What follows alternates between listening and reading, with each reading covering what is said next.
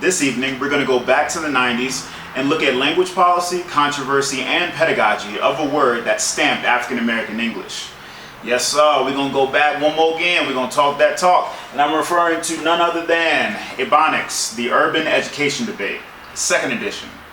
Now, some of y'all might be thinking, what is there to debate over education? Short answer, a lot of things.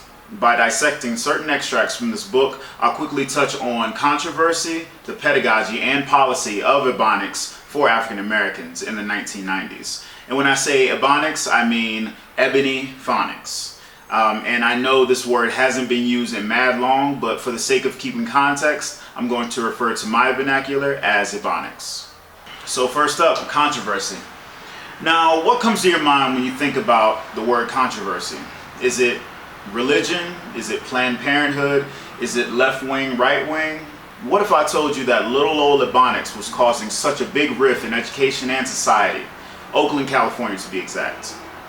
According to this book, the controversy behind Ebonics was that legislators at the time were struggling to see the legitimacy of Ebonics as a language of variety. Now let's put this into perspective for a moment and stick to the controversy.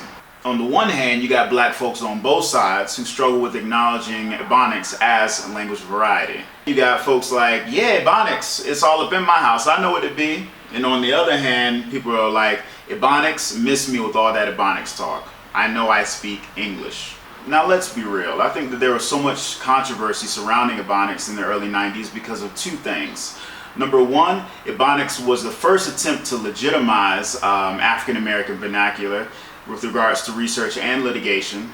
And two, racial tension in the early 90s had its own public eyes. Y'all remember the tape of the brutal beating of Rodney King by police officers. And that put white America and black America on edge. And all the while, the whole debate on legitimizing Ebonics wasn't really about black folks out in the streets, or even about the legislators, or the researchers. It was about the children, which leads me to my next point, pedagogy. The bottom line was that black students were failing at an alarming rate in Oakland. Don't believe me? Well, just look at two schools in Oakland with differing demographics for one moment. You got Palo Alto, a really affluent school full of children of computer scientists, professors, and researchers. And you got Ravenwood School District with students who are performing significantly lower in reading and writing. Something had to be done. How are these kids being taught? What was the methodology in teaching them? And should we have considered using their vernacular, the language they spoke at home, to teach the standard in the school? See, this idea of addressing teaching methodology when it came to African American students really put things into perspective, and it allowed other notable black researchers such as William Labov, John Ball, Geneva Smitherman to really dig deep and see where these kids were academically, but not leave them where they were academically. After years of research, Labov and other researchers were able to come up with two approaches.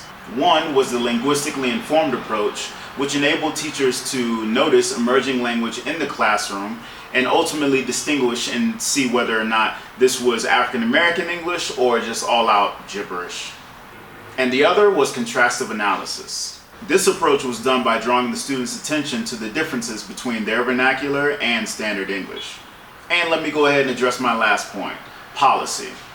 I want to end by reading a really quick excerpt of a very extensive policy. There is persuasive empirical evidence that, predicated on analysis of the phonology, morphology, and syntax that currently exists as systematic, rule-governed, and predictable patterns, exists in the grammar of African American speech.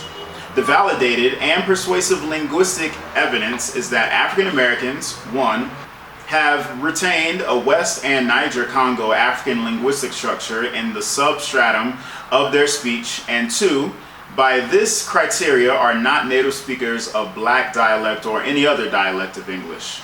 Ooh, you going digging a little deep there. And on December 18th, 1996, the Oakland Unified School District Board of Education approved a policy that allotted the development of standard American English to students of all creeds and colors by taking linguistically, cultural, and pedagogical steps to do so. Yes, this was back in the 90s. but sometimes you got to remind yourself about the obstacles you overcame in order to face the ones that are presented to you now. This has been the Black Curriculum.